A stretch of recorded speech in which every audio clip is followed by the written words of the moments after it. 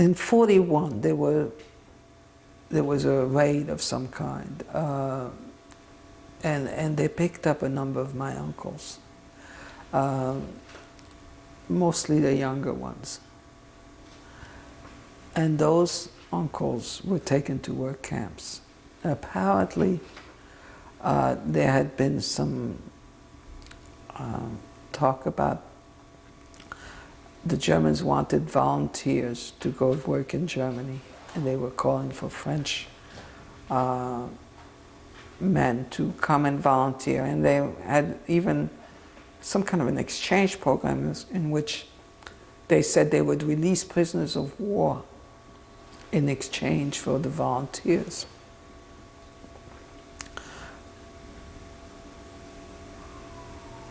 And so apparently some young Frenchmen did volunteer for this.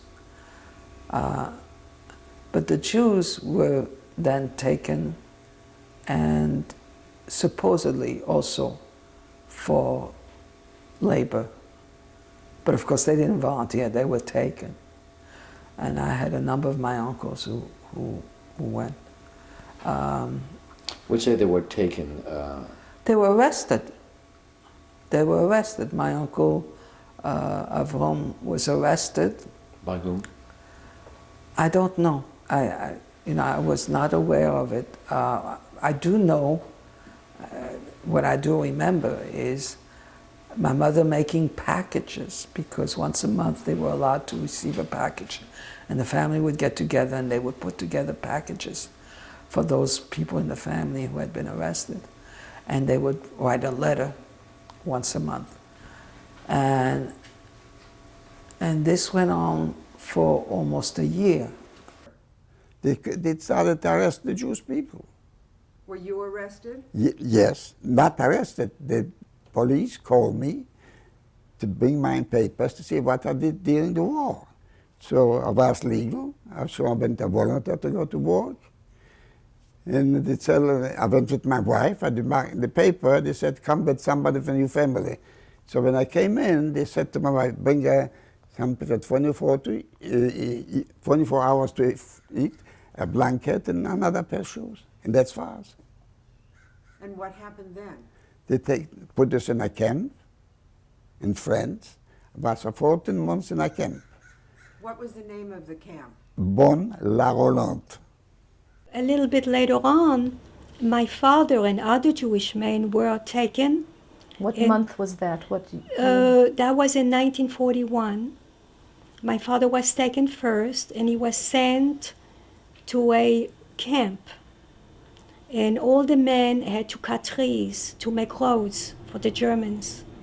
Did you see your father when he came home from the camp? Or? Yes, I saw him. In fact, I have a picture of him in the camp that he gave, which I also hid.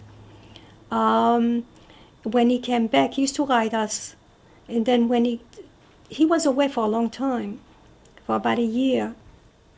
And the only reason they let him come home is because he got very sick. He had pneumonia. And he came home that weekend. That's the same weekend we were taken. One day we get a note to come tomorrow to check the identification. So there was 10,000 or 15,000 men. I was not the only one. Everybody around that. Nobody wants to have problem with the police, you know.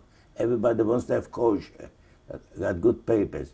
And I came over there and they put me, go wait over there. They took the paper, the card, and go wait there. If you went over there, you couldn't get out. You understand? That's why we got over there. And one day, next day, we took us on the buses without to tell us. We came to the train, put us everything on the train. We find out later. Where we going? We find out till we came Beaune-la-Roland. Beaune-la-Roland, I say 50 or 60 or 70 kilometers from Paris. There was a camp. They used to have the French made that camp for somebody. I don't know who was there. And we came over there. And that's what they were doing, waiting all the time. They're going to talk and they're going to this, and every time people were going around, what you holding us? You know, didn't help nothing. And Germans used to come every day. You see a car with Germans came. Suddenly, we got a letter from the farmer, and the farmer told us that my father had been arrested, and obviously somebody gave him in. Somebody gave him in, and he was arrested by 2 French gendarmes. Not by Germans, but by French gendarmes. I want this to be quite understood.